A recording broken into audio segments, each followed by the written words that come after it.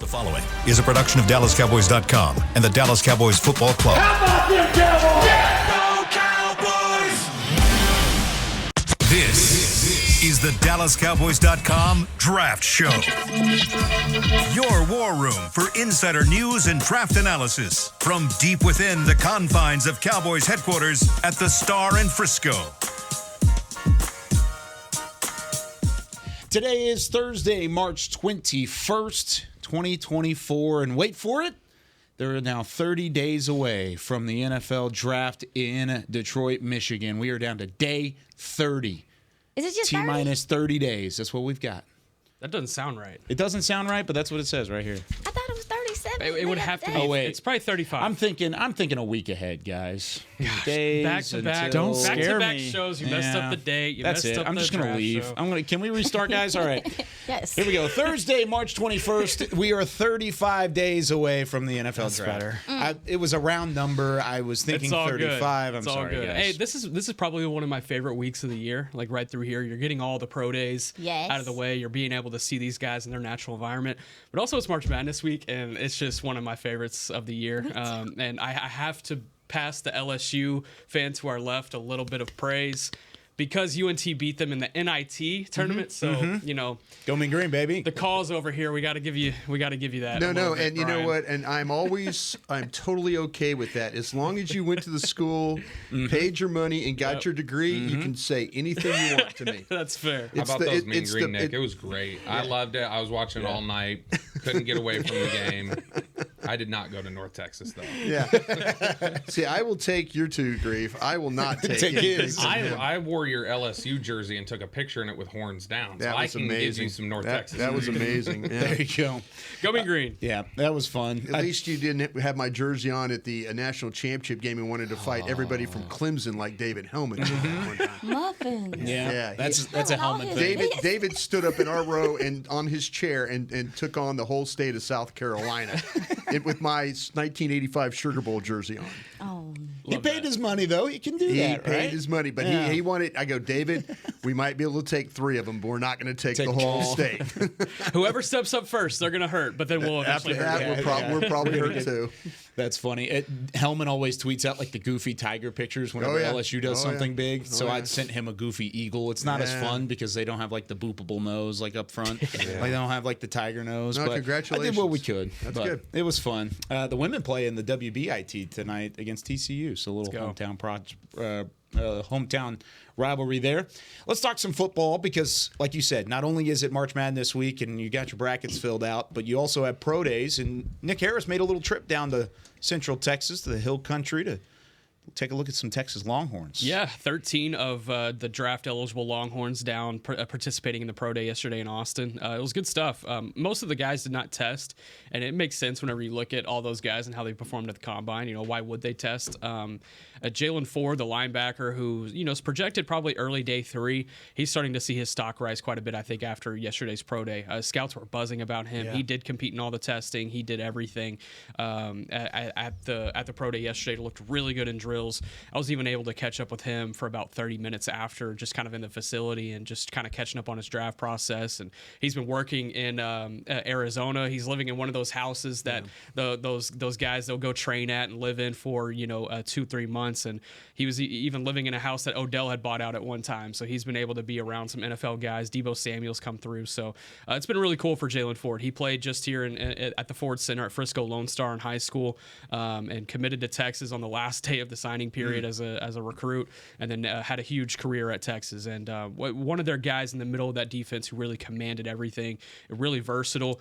but he's also got a knack for the ball. He always finds a way to get to the ball. He had led the team in interceptions as a junior. And he was able to back that up as a senior. Beam firing up the highlights. Let's go, Beam. But he looked really good yesterday. Byron Murphy was doing a little bit of agility drills, and my goodness, he moves so well for his size. He's just swole like a tick, but man, he can get after it. He can really move around. And then something that was really fun yesterday, and I know it's looking forward and looking ahead, but I think it's really important to talk about was the fact that Quinn Ewers, the quarterback for Texas, who will be going back to Texas for another year, he threw in front of scouts to Xavier Worthy, Adonai Mitchell, Jatavian Sanders, Jordan Whittington, Keelan Robinson, and he looked really good. Only missed one pass to the left. I was trying to get as many scouts' opinions anonymously as possible, and most of the guys were saying he looked really good. It's about those in-game jitters. I think with Quinn Ewers, we'll be talking about him as a top 10 pick next year, though. I'm fairly confident in that. If he can just build a little bit more confidence and get more confident in being in an offense like that, he'll be just fine. But he looked really good yesterday in shorts and t-shirt.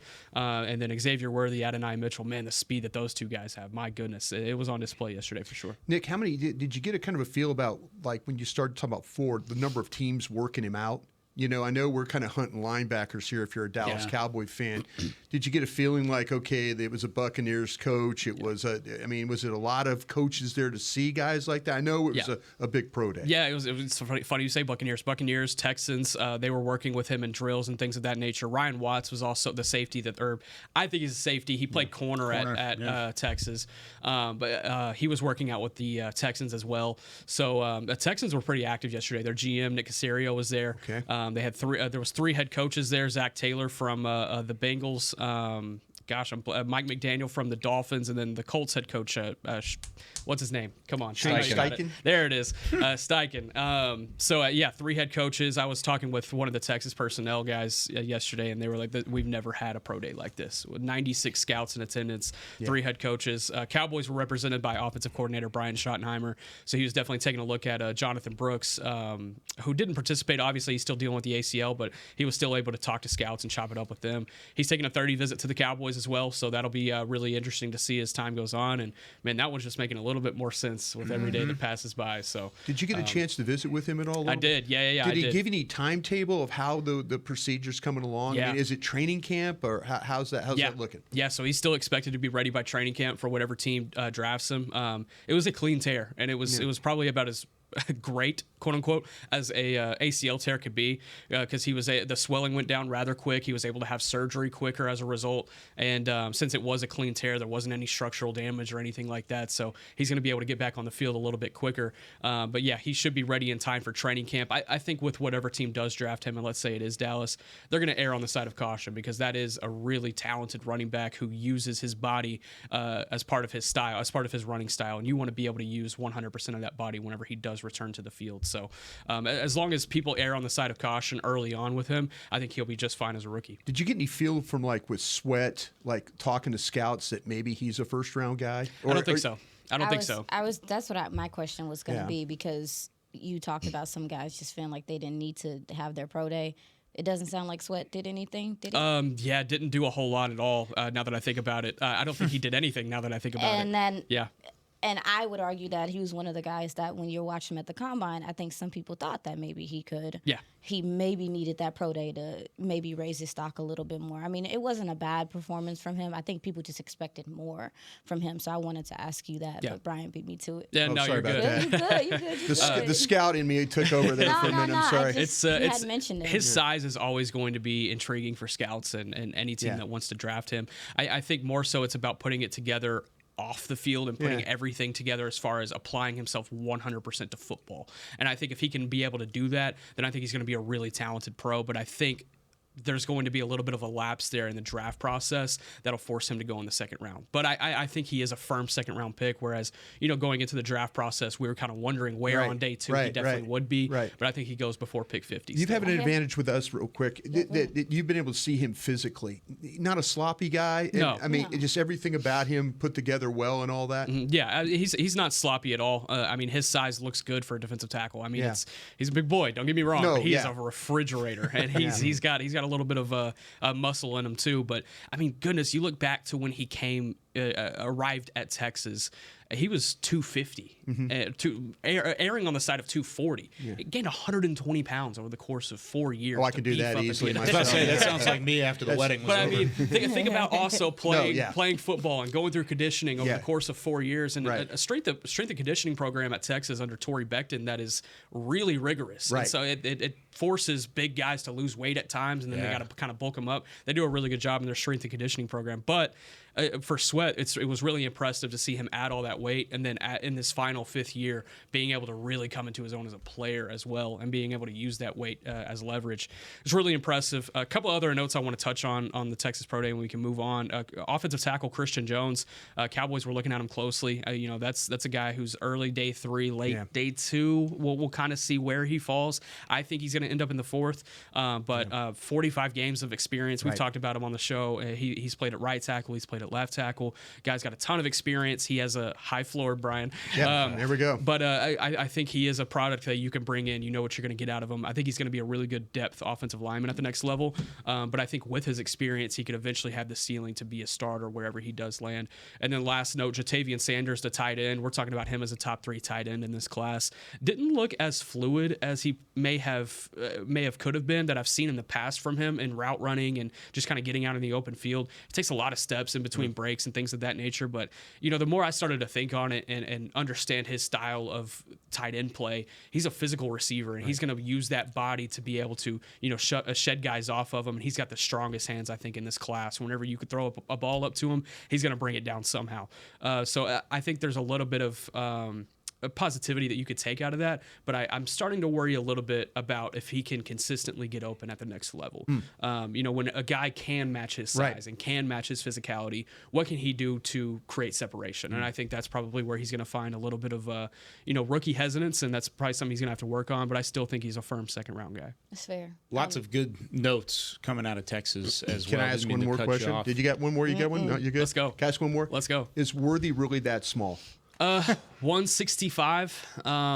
Eye test yesterday, I put him about 170, so probably in that same range. Yeah. He's frail, and you look back at Texas last year, and he had to come out of games multiple times, 3 to 4 times off the top of my head. Oklahoma, for sure. Texas Tech, for sure. I think he came off once during the playoff game as well against Washington. That worries you. It definitely does, because if you're getting banged up 3 times in a season where you're having to come off the field and then reinserted back in, and there was one, I think it was the Texas Tech game, where they were carrying him off the field. And like, well, they just lost Xavier Worthy for the playoffs. Yeah. They ended up bouncing back, but I worry about the size a little bit. I do. Yeah. Okay. Thank you. Yeah. Lots to look forward to, though, because there's legitimate, 3 players that the Cowboys are looking at that could possibly be drafted out of Texas? Maybe 4 if you throw in Christian Jones, 6. Jonathan Brooks. 7. I forgot about 7. Brooks. Yeah. You could look at the 2 receivers. Granted, I don't think they're going to take a receiver that high, but they met with those guys at the combine. The 2 defensive tackles. I think Byron Murphy is starting to maybe slide into that 20 range. I think the defensive tackle. Yeah. I think the defensive tackle value in this class, it's starting to finally settle around that 20 range, because it's been here and then it's been there. I think it's starting to be around that range. And you look at Jalen Ford, Christian Jones, Jonathan Brooks. So people are hunting a lot of linebackers. They're hunting linebackers. Yeah, that's why we're hearing the buzz about Ford, I believe. Yeah. And every team, I feel like, in the NFL needs linebackers, especially this Cowboys team. Yep. Let's play some fill in the blank. So, Brian, you have this segment planned down. Yeah. And maybe some Texas names will pop up in these. You never know. In these segments. But let's talk about fill in the blank for Thursday. Let's talk about what you've got going on here. What's first? Yeah, the first thing I want to talk to you, and Bobby, I'll start with you on this one. Okay. I'll get you involved in the program here early. And these are questions I have, and I want you to fill in the blank with the player. Just give me a little short explanation if you can. No, none of us are ever short. We're all kind of long-winded. Me especially. It's very long-winded. But I just want you to kind of tell me, when I ask the question, fill in the blank with the player, and then give me a little reason why you think this. Okay, Bobby, I'll start with you. Bobby, I worry about this player going right before the Cowboys pick at 24. Oh, man. So, the easy answer there is obviously just to say their preferred tackle or whoever that is. To me, the guy that I'm curious about right now is, we see Guyton and Mims and some of these guys who are right side only players. And if you're potentially looking at a left tackle hole here, it would be pretty disappointing if you got somebody like Fatanu from Washington. That would probably be the top one for me, just because it kind of slid to you in that area. Yeah, if you got him down around that range, which there's no telling. I don't know how people are going to talk about this. There's buzz out there now. People are wondering if Olu Fashanu is going to start sliding into the teens. I don't think there's any chance, but that's the kind of stuff that people start discussing there. And so that one would hurt for me. I think that there's so many offensive linemen here that you're going to find something you should be happy with. But if you got, Fatanu down to your range where you wanted, that would be pretty disappointing to miss out on that. How about you, Nick? Yeah, gosh, Fatanu is a really good answer. I'm going to try to go in a different direction. I'm going to focus more on, since Minnesota's picking at 23, I'm going to focus on their needs and a guy that would they would take in that spot that could maybe hurt the Cowboys. In which case I would go. Goodness. Laiatu Latu. They need an edge, and the Cowboys don't necessarily need an edge, but if they start seeing that name fall, we'll be talking about it on this show. If it's 21, 22, he's still on the board. It's like, hey, maybe go ahead and take one here. Go ahead and take this elite edge. You got two elite pass rushers that you can pair on opposite sides of each other. But maybe that's it. It wouldn't hurt in the grand scheme of things whenever needs come around, because then you could just take that tackle or take that center. It probably works out better for you in the long run, honestly. Yeah. But there would definitely be some disappointed fans if Laiatu Latu was picked at 23. How about you, Kyle? You got one? Yeah, I'll go a different direction. I'll go, how about Graham Barton out of Duke? And there's a little bit of buzz for him to maybe slip into the back half of the first round at this point. Solid player, high floor, like you were talking about earlier, and a guy that could plug and play at the center position, guard position, and he played a little bit of tackle as well. If you're looking at 21 and 22, that's Miami and Philadelphia. Those two teams both need interior offensive linemen, and they need it desperately. I'm worried that Jackson Powers-Johnson, I think he's still probably going to go pretty early. Then you've got a Graham Barton in there as well, 21 or 22. He may not be a graded first-round player, but we've seen it in the mid-20s the last couple of years that Dallas has been very good at taking their top player on their board in the second round, their highest-graded second-round player, and I think he would be in that same category. But if he slips right before them, I think that takes an option away from whatever you would try and do at that 24th spot. Aisha. So I might sound like a hater a little bit, but y'all just gonna have to let it be. I would worry about there being a run on tackle, and you get there at 24, and someone like Patrick Paul is there, and they're like, okay, I want to fill this tackle spot. Sure. This is the best guy on my board. Sure. I'm not a big fan of his day one availability and what he can do. I don't know how you guys feel about him, but I do think there is going to be a run on tackle, and there might be some guys at that in-between spot that you're just like, he's okay, but I'm not in love with the player. They settle on a guy, maybe? Yeah, that's what I mean, especially with a lot of the urgency that you can kind of feel that they want to fill the tackle spot, maybe, depending on how you talk about it. So I'm worried about something like that happening, where there's just a run on tackle and they're set on tackle, and that's what they do instead of doing the better thing by getting an edge that you need as well, or one of these skill player positions. Yeah, it's an interesting point too, because whenever these tackles do start flying off the board, which I'm anticipating it's starting to happen really at about 16. Yes, we're going to have to sweat some if you're here for that. Yeah, for sure. And I think if you're at 24 there and your top 4, top 5 guys are off the board, then and Barton's off the board, Jackson Powers-Johnson is off the board. Do they just take a guy like a Patrick Paul or a Kingsley Suamataia, who they might be reaching on a little bit, but just to go ahead and grab one, hey, we got this guy in hand, they better trade back in that scenario. Let me start there. Just go ahead and grab one just to have it, and then just call it a day in the first round. Okay, here's my next question for you then, too, is if the Cowboys do trade back to, say, Baltimore's pick at 30, I hope this guy is there for them. Graham Barton. It's funny that it's the same answer as my first one. I'm worried that he's going to go before the Cowboys, but then I'm worried. I can't probably do both, right? Because if you're going to trade back, you're going to anticipate him being there. I would say, let's say Mims. Let's say he's falling, and he's one of those guys that at 30, and you're there with Baltimore, you want him to fall. Or maybe Tyler Guyton, maybe a back-end tackle that you feel like maybe you could snag at 30. Let's go with one of those two guys. What do you think, Bob? What's the phrase it for me again? If the Cowboys trade back to Baltimore's spot at 30, I hope this guy is there. Caleb Williams? Yeah. Man, because if you're trading back to 30, that tells me your offensive lineman, it didn't match up for you, or you feel confident that, all right, we would take them there, but we feel confident they'll be there at 30, so we can move back. Let's pick up some extra capital. We don't have that 4th-round pick. So, man, for me, I would hope one of the centers would still be there if there was a run on tackles like that. So, Barton for me, or Jackson Powers-Johnson. I would hope that they would be there. Jackson Powers-Johnson is an interesting one because I think he's getting a lot of attention this week because And it's depending how you guys feel about these experts out there and in this room. Mel Kiper has not included him Yes. in either of his mock drafts, all three of them. Daniel Jeremiah is starting to slip him a little bit. So you wonder if there was something maybe at the combine that teams are starting to maybe have a little bit of hesitance on. But, I mean, you cut on the film, the dude's a dog. I think he's safely a first-round pick, but you wonder why that slip is happening. Maybe he's a guy that you're hoping is there at 30 if you trade back. This is one of those things you got to hop on the phone and try and figure out what's going on here over these next few weeks. Yeah, I think to me there's a couple of things, and the things that can kind of bring it into focus, and this is where the media scouts now have to start to catch up because the medical stuff. Is there something that we don't know about? Yep. Is there some type of pre-existing injury that he's dealing with that now he played through, and now teams are like, well, wait a minute, this is a red flag for us. We've seen it before with players. All these kind of things, because this is the first opportunity that you have to get any kind of medical information.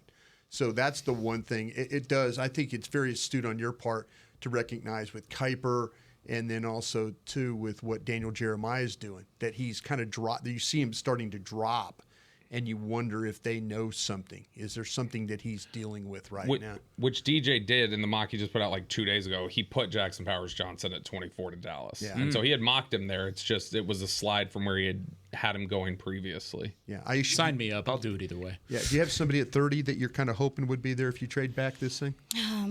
So I go back and forth with this because rewatching Cooper Beebe, I've watched him a couple times. Yeah. I do think if people view him as obviously he can play guard. He's a guard. But if people view him as, I can just move him to center, I think that in a way drops his value. Like, obviously I know that center is something that people want now, but at the same time, I do think that we've seen that position be drafted a little later. So for me, I'm wondering if the short arms and some of that stuff starts getting to people, and maybe he slips, because there is a run on tackle. There is a run on wide receivers and some of those guys, and maybe some of these guards get pushed to the end of things like that.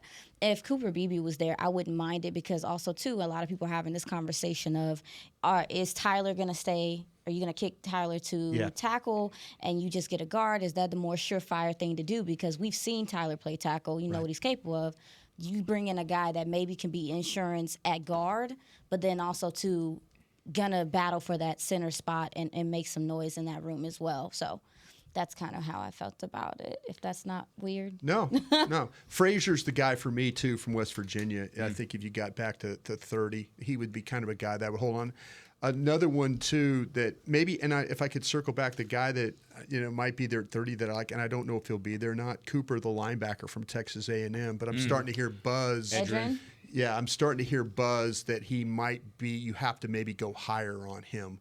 I mean, a lot of people had him as like a second-round guy. Scouts are saying, no, the Cooper kid. And I think a lot of it has to do with what we're seeing with some of the health of some of the linebackers in this group. And everybody's saying, well, Cooper might be a guy that gets moved up around. And so he might be a guy that might be taken ahead of you if you're thinking, we can move back and maybe get a guy like that. Maybe he goes before you, and now you're kind of like, darn, we just lost a guy. I think Cooper is solidly top 40 right now. Yeah. Like solidly. And if there's somebody who goes, we need linebacker help here, we need, I wouldn't be stunned if he were to go back into the first. When do you guys think the first linebacker goes?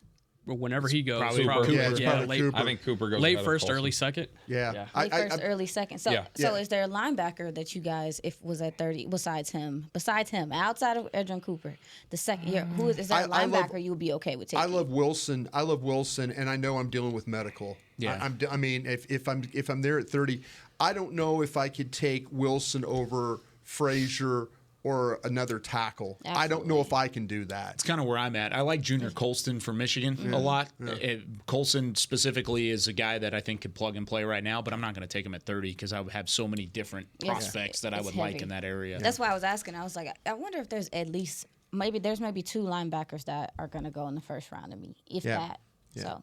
Got time for one more, Brian. Okay, media scout. Okay, we'll start with you on this one, Kyle. Then. Okay. Media scouts are not giving this guy enough credit. Ooh. Somebody that you guys have that media scouts are not giving this guy enough credit as you watch your tape, as you make your evaluations.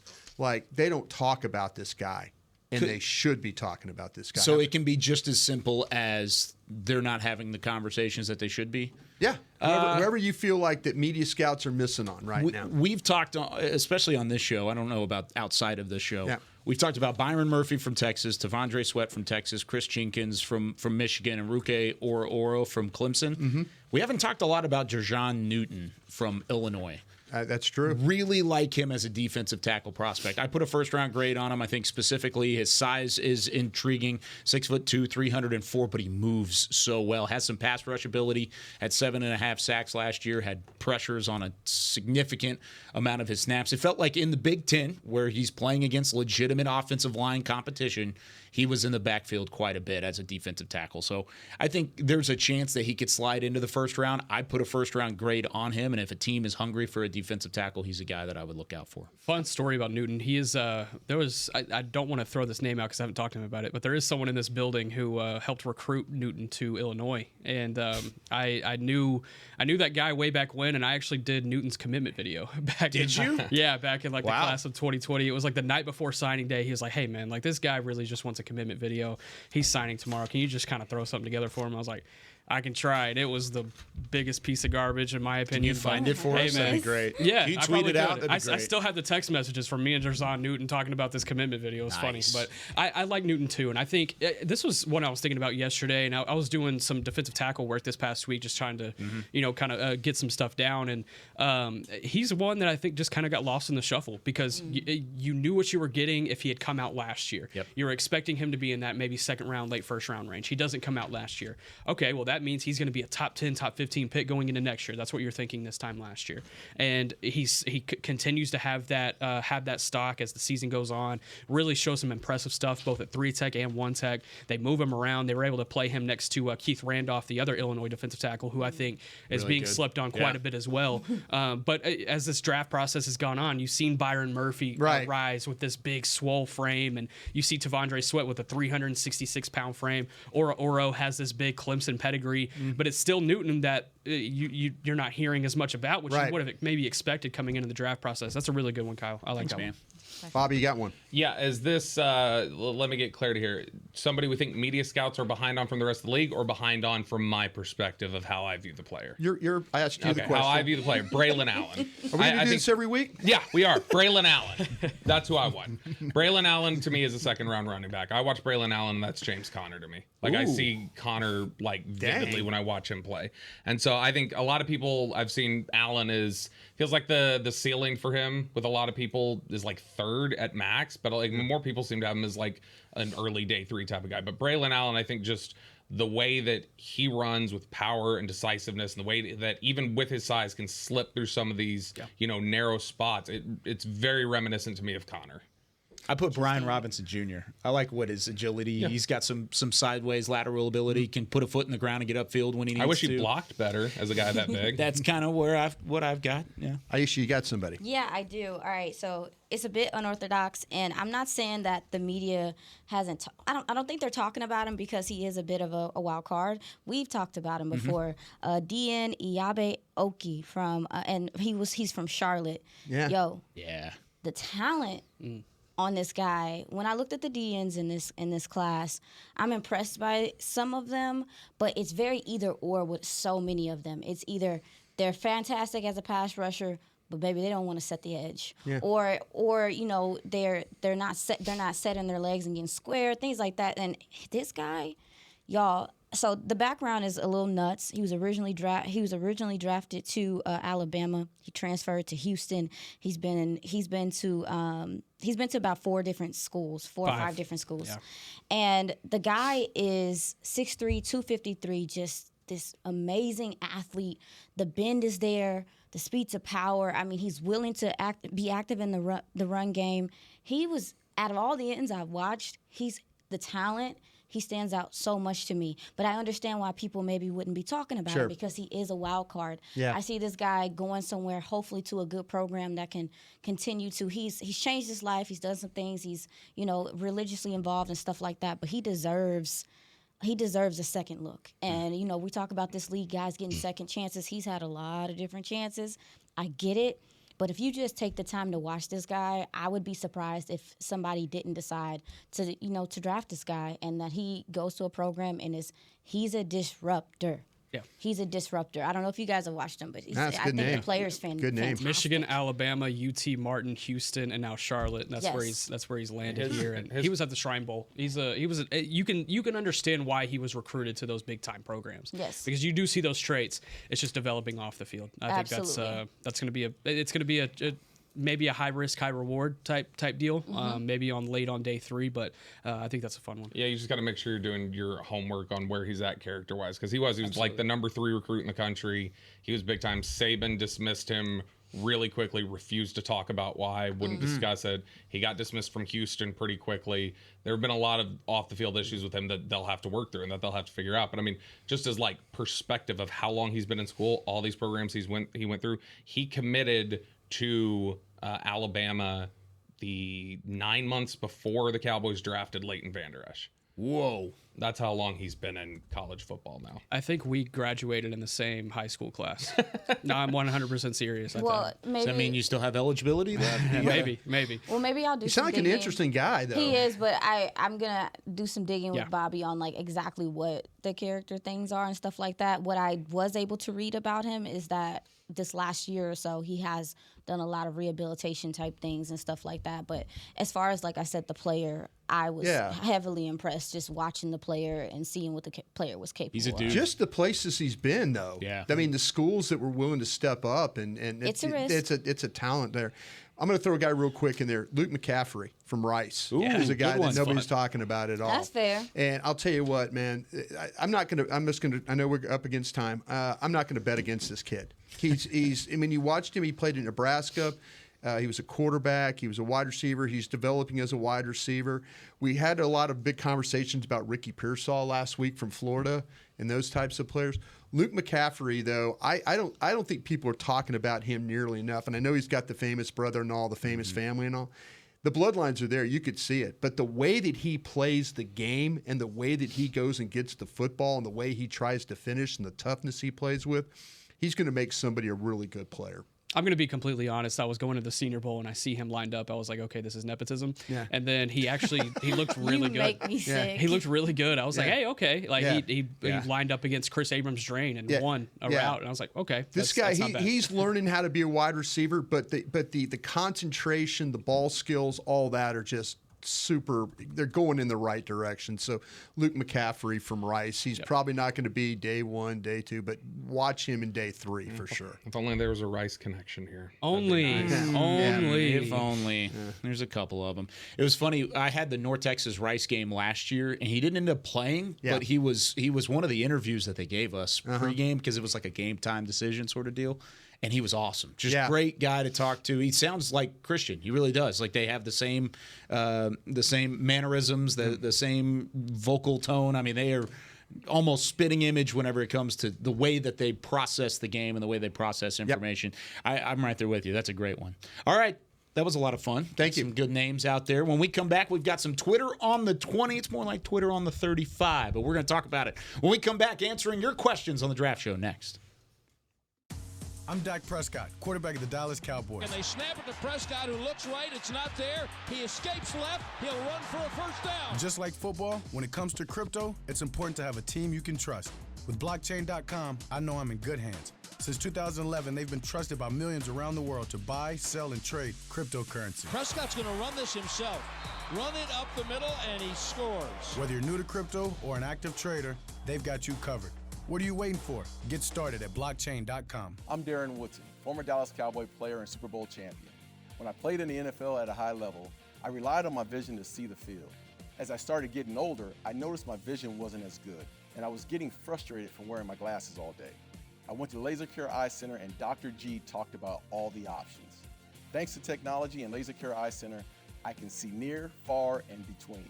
Don't fumble your vision any longer. Visit them at dfweyes.com and tell them Darren sent you. They got me back on my game. In a stressful world, Lincoln provides balance and calm amidst the chaos by creating sanctuaries that move you through the world with ease. Our vehicles make your time richer and more uplifting with human-centric design, intelligent technology, and powerful performance. As the official luxury vehicle of the Dallas Cowboys, driving a Lincoln is just another way to show your team pride. Experience our full lineup of luxury vehicles, including the Corsair, Aviator, Navigator, and Nautilus at Lincoln.com. Hi, I'm Danny McCray, Dallas Cowboys alumni player here with Smoothie King. And Smoothie King wants to ask you, what's that sound?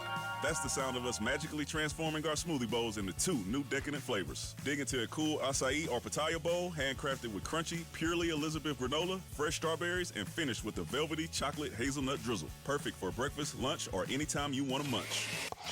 And that's the sound of you making them disappear. Smoothie bowls, now in 2 new decadent flavors. Only at Smoothie King, the official smoothie of the Dallas Cowboys. This is the DallasCowboys.com Draft Show. Welcome back into the Draft Show presented by Miller Lite. Taste you can depend on. This segment is brought to you by your Texas Ford dealers. Ford is the best in Texas. You want to know who else is the best in Texas? Chris Beam, who's about to hit the sounder for some Twitter on the 20. Never gets old. It never does. Keith asks, with all of the current situation surrounding Dak Prescott and his contract tied up and not wanting to push that money into 2024, is it crazy to think that if a quarterback slips to the Cowboys at 24, that the Dallas Cowboys may take one of these first-round quarterbacks? He specifically mentioned Michael Penix from Washington, but I want to leave it open to interpretation. If one of those quarterbacks slips, do you think there's any possibility that the Cowboys take him at 24? Bobby, I'll start with you. Nope, I don't think so. I agree. And if you're talking about one of these quarterbacks, like Penix getting to 24, I don't think that's like a blinking light if he slides down there. It's like, okay, well, there was discussion that he could be in this range. If somebody were to really drop, like Jaden Daniels, some impossible fall to you at 24, that clearly says there's something going on here that nobody's, picked him yet and that nobody wants to go up and get him. So I don't think you're making that sort of a sacrifice, as any sort of a leverage play with Dak Prescott. There are a lot of things this team needs, and they don't have necessarily a lot of resources in this draft to be able to cover everything that they need to. And so because of that, I don't know that you want to use an extra pick. You want to use that first round pick on, well, let's bring in some competition. Let's go do the, the Steve Walsh routine. Do I think they take a quarterback sometime during the draft? Maybe. I mean, they might. They could take one day 3 if they like somebody. If they look at traits and say, wow, we really like Devin Leary, man, he can sling the ball around. Sure, okay, they could look at that. Kentucky, by the way. Yeah, Kentucky, quarterback in Kentucky. I don't think there's any chance, though, that a quarterback at 24 is in play. Yeah. There were a number of positions that Dallas didn't meet with formally at the Combine. Quarterback was one of them. They didn't meet with a single quarterback at the Combine. That doesn't mean they won't address it at some point, like Bobby said, and that doesn't mean that there won't be a 30-visit quarterback either. But you know what? There's a couple things in factor here, though. If they hadn't traded for Trey Lance and they didn't have the mass exodus that they've had where their roster was pretty still intact, because Ted Thompson did it for Aaron Rodgers. And we all, through that draft, Aaron Rodgers, it was either him or Smith, was going to be taken. And Rodgers ended up going to 24 to Green Bay. Ted Thompson, the GM at the time, had no intention of drafting a quarterback. He was sitting on a defensive lineman. And he looked at his board and he's like, I've got to take this quarterback, right? And his guys all agreed with him. And it ended up being Aaron Rodgers, So if Dallas was in a situation where they were still dealing with Dak's contract and their roster was complete, where they didn't have massive holes in it and they hadn't traded for Trey Lance, I think there's a little bit more willingness to maybe do something like that. I don't think that's something you could just put out of your mind. But the scenario is not that way right now. They've got massive losses in key positions for them. And they have a quarterback that they thought enough of that they traded a 4th-round pick for, who they had as a 2nd-round grade on their board. So to me, if you didn't have all those factors and one of those quarterbacks fell to you, I think I would give it a look, a very strong look, but we're not to that right now. That would be the only way. But I just remember Ted Thompson doing it for Aaron Rodgers, and it worked out for him pretty well. I'm telling you one thing. If one that is valuable does fall to them, they better hold them hostage and get on the phones. Yeah. Do something. Because I know we're going to talk about it later, but, with how kind of, like, top-heavy this draft is with, like, the skill players, there's going to be some value there in that 4th, 5th round. Yeah. And I think they really do need to figure out how to be involved in that in that day 2, start of day 2 situation for real, man. Yeah. I think it would be an incredible scenario if one of these quarterbacks is sliding and he's there at 24, because then you can get on the phones and make a really good deal. So. Yeah. Somebody's going to overpay hard to get there. You could get a second probably, depending on who it is. You could really get a second. I was about to say, depending on who it is. Yeah, depending on who it is, you could really get a second. Well, you'd have to worry about, too, and this is the thing about it is, you talk about holding people up, but other people see quarterbacks sliding too, and they're thinking the same thing. I do so too. now you have to gauge, if you're the team coming up into the draft, you have to gauge how far up you go and how much it's going to cost you to get there. And if Dallas has no intention of trading for a quarterback or drafting a quarterback, you could probably pass on them and stay behind them some way, somehow. But yeah, it's going to be the teams that are ahead of you are the ones that can kind of dictate what's going to happen there to you. Because teams are going to say Dallas has no intention of taking a quarterback, and we can get past them and we don't have to pay. And everybody knows Dallas will hold you up too, because they don't have a 3rd round pick, or the 4th round pick like Aisha's asking for. Yeah. Our boy Vach, who does a great job covering the draft and covering the Cowboys as well, he said, what position would you be most comfortable not addressing in the first 3 rounds? And he only gives 4 opportunities, so one has to be left out of these 4. Offensive line, linebacker, defensive tackle, or wide receiver. Which one do you feel like you would leave out most likely in that scenario? Probably the wide out. It'd be the wide receiver. It'd be the wide receiver. I'm going back and forth with linebacker, but you need another body in that room. It would be receiver. There's going to have to be a big step up from Jalen Tolbert this next season, and I think he's capable of it. You saw it from year 1 to year 2. I think he's going to have to make a similar jump to year 3. I was able to catch up with him last week. He's ready for that type of responsibility, but I still think they need to go grab one on day 3 just to be able to throw in that room and compete with him, Jalen Brooks. I think Jalen Cropper, somebody that was on the practice squad last year that I liked quite a bit during the draft process. So they have some guys in that room. So you're telling me one of these Jalen's is going to work out. It's either going to be Tolbert, Brooks, or Cropper. We're going to figure something out along Maybe the way. they go get Jalen Coker out of Holy Cross. Yeah, we can just keep on swinging at it. But do you really feel comfortable? I know CD, okay, check. You got CD checked, but you do not have Michael Gallup anymore. Do you feel comfortable as your number 2 receivers being Brandon Cooks for 1 year and then figuring it out with Jalen Tolbert and whoever it ends up being behind that, if you don't address wide receiver at any point? Yeah, then you're probably talking about a high pick on receiver next year. But it's been in really good receiver classes the last however many years. It's so true. You're banking on that happening one more year. Yeah, the class is just so deep at receiver. And when you talk about like those other positions, even stacking the positions, like let's forget depth in the draft. Just look at the positions and what Dallas needs to address right now. I would still put receiver 4th. And then when you consider there's a lot of depth here, I think if you're waiting till the 5th to touch a receiver, you're probably going to end up picking somebody that you have graded higher than a 5th. Because I think there's just so many of them. It's so deep. It's so loaded that I think that you've got the ability to kind of sit around and wait a little bit. Yeah, I agree with that. Next one. This one comes from Mike Poland across the pond. He says, which one would you choose? All offensive picks in the first 3 selections for the Cowboys, first 3 rounds. All 3 are on the offensive side or all 3 on the defensive side. You got to pick one or the other. Can't mix or match. Which one are you said addressing? Your first 3 picks, you have to first 3 selections. Defense. Well, no. No, I'm going offense. I'm going offense. Okay. Yeah, I'm going offense. Yeah, that's all 3 offense slam dunk. Because you can't you can't wait till the 5th round to touch offensive line. Yeah. It's just that's what I thought of immediately. That's the main position. Okay, what do you think, Brian? Yeah, I'm going offense. I'm trying to think of the defense that, how you would do it. What order would you go, though, if you had to pick 3 defensive players in a row, 3 positions in a row? D-tackle, linebacker, D-tackle, linebacker. It's amazing that they do not have corner. one technique. Let's say we have about Mozzie and all that. But they don't have. Aisha, where am I? It's scary times out here in these streets, and that's why I'm going offense. Because at this point, if they don't do somebody do something, you just gonna have to score 1 million points. Yeah. Because the way that you're handling, Team 40 burger back. it might have to be 50. Yeah. Team Like 50 burger.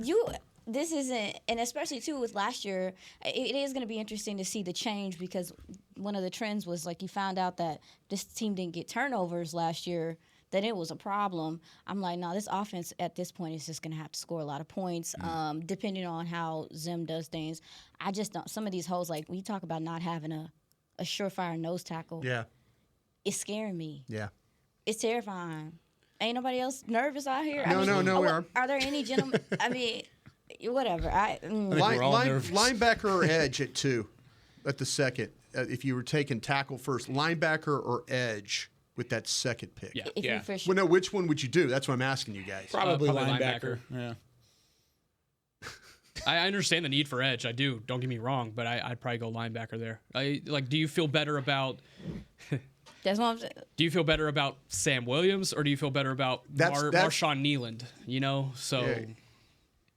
depends. Man, Depends what the answer to that question I is. honestly, if they picked any defensive position other than maybe corner, and I could still probably be talked into it, if they picked any of those defensive positions in the top 2 rounds, I'm probably not complaining. Even safety. Mm-hmm. Okay. Yeah, I don't feel comfortable. I mean, I think there's been way too much underplaying where their safety group is at right now. Why do you think I so? don't. I died on that hill last year. I I'm not dying know on Brian that and hill. Brian and I have gotten killed for this. I just don't think the safety play is good enough here. I think they have really good depth, though. And I think if you're looking around at needs on the team, you're looking more for more depth. I love Wanye Thomas. I think Marquise Bell being able to step back into that safety role again this year. I think there's comfortable depth there enough to where you don't need to address that in the first couple of days. In general, I would agree. Here's the thing: Zim plays such complex, like Hicks or disguised Kitchens. coverages. I can't have anything short of like an upper tier like IQ processor at safety right now. And I don't know that they have. Look at just in general who Zim's had over his career, like Zim or Harrison Smith, Darren Woodson, like guys he's had who are really high IQ players who see the game a kind of step ahead. I don't know that they have that. I think they've got decent safeties, but I don't know that they have that elite mental processor. And so I would want them to go and try and find some of that, whether that be, I mean, I know a lot of people like Newbin and the way that he processes and the way that he sees the game and stuff. I think Bishop at Utah is another one who I like the way that he processes. And so to me, I think safety is a very underrated need. If they took a safety in the first or second round, if they felt comfortable with where the grade number was there, I wouldn't look at that as a waste of resources. I think that's why it's also difficult too with the new DC coming in because the usage of the way that Zim uses safeties is different in a lot of ways of how. And I understand what you're saying, Bobby, but I do think that there was it was a lot more pressure on your safeties to do things than what typical safeties is doing out here in these streets consistently. I think that a lot of those guys last year specifically suffered because of some of the linebacker play and it trickled down. So I don't know. I don't feel like it's like a need at this point. But if you did see it, if Newbin is the best guy on your board, you just go get him. I think a lot of what you're saying there. Quinn did while he was here, though, was not minimized, but I think he was able to kind of mask. Shift. Like he was just able to shift around. Whereas, like, we're talking about, if you go watch the tape of Zimmer's Vikings defenses, they are doing some elaborate stuff from what they're showing you at the snap to then what they're dropping into coverage and doing. And I got to have the guy all the way at the back has to know everything that's happening in front of him. So to me, it's like if you can find somebody who you really trust as a mental processor, as somebody to diagnose and be where they're supposed to be, then and you find that they're there in the second or third round, you need to take that. Yeah, we need to take a safety at 24 is what we need to do now. So you think a rookie's going to be better than Malik off rip? I think Newbin and Bishop potentially are better processors. Tracking. It's another element of a need that we haven't even talked about. Feel like that about safety. Yeah. That's interesting. It's a whole new wrinkle. I need to go back. We got to figure it all out. I think an interesting later option at safety is Keaton Oladapo at Oregon State. I don't know if y'all have gotten a chance to look at him. Not watched him. Say it again. Keaton Oladapo. A lot of length. Victor Oladipo? Keaton Oladapo. Oh, okay, sorry. A lot of length. I think he stands around 6'2.5", 6'3". Don't correct me on that. I got Trayvon Wallace's height wrong on the last show, and I heard about it. So I mixed up a tackle and a guard. Yeah, you know, it happens. You know, we can't be perfect over here. We're actually batting very, very low. But Keaton Oladapo got great length. I think he could be there in the third, fourth round. That could be a fun option. I just wanted to throw that one in there. Good to know. All right, I want to continue answering some questions. We were originally going to do a positional spotlight. We're going to save that. I don't want to waste any positional spotlights and maybe try and rush through it. But I have some more questions from Twitter on the 20 that we can get to here in a couple of moments, including, would you be willing to trade out of the first round if the value is right? We'll talk about that when we come back with more of the Draft Show right after this. Hi, Drew Pearson, former Dallas Cowboy and now Pro Football Hall of Famer here. If you're struggling with your vision and tired of those contacts and glasses, don't throw a Hail Mary. Go where I went. Laser Care Eye Center, the official LASIK partner of the Dallas Cowboys. Drew, thank you so much for trusting us with your vision correction procedure. At Laser Care Eye Center, we offer 6 different vision correction procedures to help patients see. Check them out at dfweyes.com. Tell them Drew sent you. Hood hood. In a stressful world, Lincoln provides balance and calm amidst the chaos by creating sanctuaries that move you through the world with ease. Our vehicles make your time richer and more uplifting with human-centric design, intelligent technology, and powerful performance. As the official luxury vehicle of the Dallas Cowboys, driving a Lincoln is just another way to show your team pride. Experience our full lineup of luxury vehicles, including the Corsair, Aviator, Navigator, and Nautilus at Lincoln.com. I'm Dak Prescott, quarterback of the Dallas Cowboys. And they snap it to Prescott, who looks right. It's not there. He escapes left. He'll run for a first down. Just like football, when it comes to crypto, it's important to have a team you can trust. With blockchain.com, I know I'm in good hands. Since 2011, they've been trusted by millions around the world to buy, sell, and trade cryptocurrency. Prescott's going to run this himself. Run it up the middle, and he scores. Whether you're new to crypto or an active trader, they've got you covered. What are you waiting for? Get started at blockchain.com. Hi, I'm Danny McCray, Dallas Cowboys alumni player here with Smoothie King. And Smoothie King wants to ask you, what's that sound? That's the sound of us magically transforming our smoothie bowls into 2 new decadent flavors. Dig into a cool acai or pitaya bowl, handcrafted with crunchy, purely Elizabeth granola, fresh strawberries, and finished with a velvety chocolate hazelnut drizzle. Perfect for breakfast, lunch, or anytime you want to munch. And that's the sound of you making them disappear. Smoothie bowls, now in 2 new decadent flavors. Only at Smoothie King, the official smoothie of the Dallas Cowboys. This is the DallasCowboys.com Draft Show.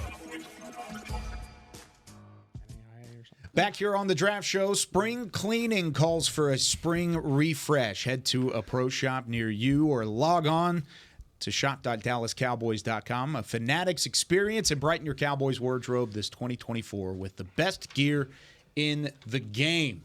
Pretty soon we're going to have some best in the game NFL draft apparel, like the hats and stuff. They're going to have that up in the pro shop pretty soon. That'll be a lot of fun. All right, Aisha Morrison. It gets a new Draft Show shirts. Yeah. Coming up quickly. Hopefully I get one that's close to my sock. That one last year was swallowing me, dog. It was like a nightgown, like a moo-moo. Yeah. With a collar, though. Sorry. Aisha, professional nightgown. Brian brought us Nick Harris.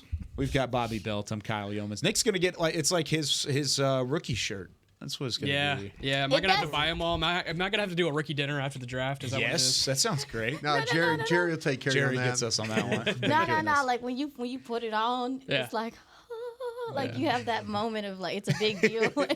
It is an honor. It is a big deal. It's a big deal. All right, we've got a question that has to do with trading back in the first round. Of course, trading back is certainly an option now that the free agency has gone the way that it has for the Cowboys. We're talking about this more and more. Talking about trading back. Brady wants to know, would you be willing to trade out of the first round if the value is significant? If the offer was good enough to take away that 5th-year option, would you be willing to do so? Nick Harris. Run that back. Would you be willing, if the value is there, to trade out of the first round? Okay. So the points match up on the chart, but you lose the 5th-year option being a first-round pick. It depends how early in the second we're talking. That's what are you getting back there? What does the points match? This is where I'm thinking. I'm willing to get out of the first round, but the teams I'm only willing to deal with are Carolina, the Commanders, New England, Arizona, the Chargers. So basically 33-37 in the second. I only want to deal, and you know why? Because I want every one of their picks to start the top of the next round. Right. Is what I want to do. That way they'll give me a pick at the top of the round, and they'll give me a pick down where I'm picking. They're in that 24 range. It is a perfect points match if you were to take 24, jump back to 36 with Washington, and then if Washington gave you 78 in the third round. Yeah. That's perfect point match. That matches up exactly. You guys think people are going to be a little bit more stingy because they know that this year is like those mid-rounds are money? You are onto something, I think. They may have to sprinkle in a fifth to make that worth it. Everybody's looking at the value of this board. It's possible. Here's the only reason why I think Washington's a really good target for it. Washington had to spend to their salary cap floor. They had the most cap of anybody. So they've had to fill a ton of positions with veterans. They've been on a signing spree. So, I mean, if you're talking about that they've got capital where it's like, we've already filled a bunch of this. We've spent a lot in free agency. Picks too. Yeah, that it may be one of those things where Washington's like, well, I mean, honestly, we could get all these picks, but we're going to have to cut a bunch of these guys at the end of camp anyway because we signed all these free agents because they were $78 million under the cap or something like that. And they've got to spend I think it's 95% of the floor or something like that. And so they've thrown that money around. I mean, we've seen 4 Cowboys players go over there already this offseason. And so, I mean, I think Washington makes a ton of sense from the draft capital they have and what they've already had to fill their roster with. If only you had a connection in that building that, has worked in our building the last 3 years. Yeah, if only had 8 of them or something like are over like there now. But that, to me, I just. Dallas Jr. Do you guys understand what I'm saying about trying to get those picks at the top of the round? Sure. I mean, I'm not interested. And they have the top of the round. I'm not. I mean, picks are picks, but I'm not really interested in getting around where I'm at. I'm trying to hit some picks at the top of these rounds, and then kind of rally in the round with my spot. And I think that gives you maybe a little bit more flexibility there, but. I'd be interested in doing that. Absolutely, I would be. What if, would you take the points don't match up? You'd be getting shortchanged a little bit. But would you take if Dallas from 24 went back to Carolina at the top of the second, which is 33, and then they gave you the top of the fourth round 101, so you get to sit on the board the night before? Let's go. Yeah, I would do that right now. I would take that. Yeah, let's go. You think you get shortchanged from that? No, in terms of on the point chart, the point you are. chart. They're getting you. Yeah. Okay. If if you're making them, but to open day 3, and you also open day 2. Let me. That's where's this moment. I mean, let me sleep on my board. Carolina's got 2 second-round picks and they don't have a first. If they want to go up and get the 5th-year option, go to Dallas. Just like, all right, here you go. Here's the 4th-round pick because Chicago's got that pick in the first. When was the last time the Cowboys slept on a pick? It's probably been a while, hasn't it? Yeah. Probably, yeah. Well, they knew they wanted to go get DeMarcus Lawrence. Mm-hmm. That was the one where they got up in there where they took the Commanders pick. I mean, the Commanders made a trade with them then. But, man, there's nothing better than knowing you could start day 3 with this. And maybe you have a 3rd-round grade or a 2nd-round grade. You have somebody up there like, man, how did this guy get through kind of a thing. So the highest pick they had in the last couple of years was when they picked at 75 in the 3rd. That wasn't sleeping on a pick, though, because that was the 3rd round. 115 in the 4th round back in 2021. They took Jabril Cox, and that was like pick 10 of the day. So even then, you're way closer to that than normal. You said what? It's probably Aikman. Maybe Aikman. That's a while back. I think there's options for you to trade out of the 1st round. It would have to be a perfect scenario. Who would you? Okay, let's say you do trade to Carolina, and you got pick 33. We just did that, right?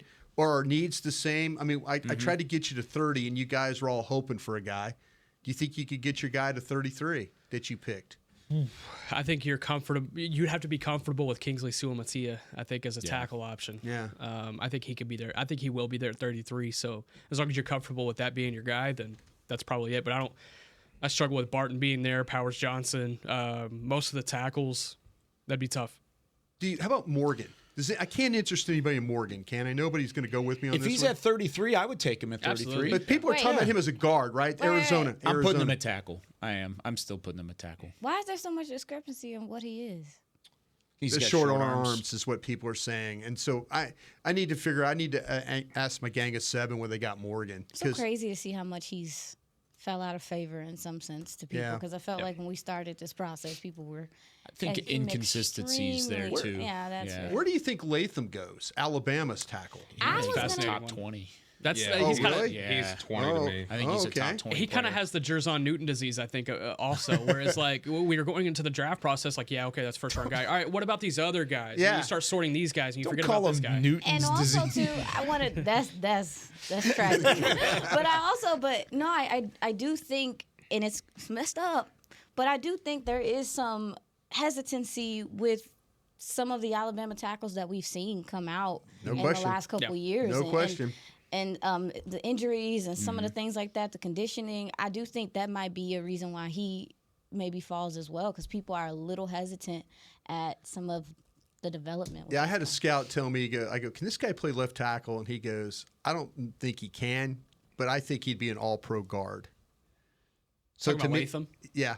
To me, I was thinking, draft him left guard, kick Smith the left out. tackle. Two really big, powerful guys on the left side. Yeah, we'll run the football now. Just for it to be Alex Leatherwood. Only to all the over left again. side. No, don't say Alex. Alex Leatherwood was that's too the long. disease. He was too long. Yeah. I think he moved in sections. Yeah, when you watched him play, it was weird. Oh, man. I think every time we end up a draft show, it's just like a big sigh of like, okay, It's exhausting. here we go. Yep. Let's wait and talk about it again on Tuesday. Yeah. Have fun this weekend watching March Madness. Everybody stay safe out there. Watch your tape too while you're Watch at the it. tape. Well, yeah, you could have the multi-screens rolling. You watch got your a tape. tape on the left. You got the 4-box on the right-hand side. It'd be a fun one. That's going to be me. There you go. For Bobby Belt, Nick Harris, for Brian Broaddus, Aisha Morrison, I'm Kyle Yeoman saying so long from the draft show. We will see you on Tuesday. This has been a production of DallasCowboys.com and the Dallas Cowboys Football Club. How about this, Cowboys?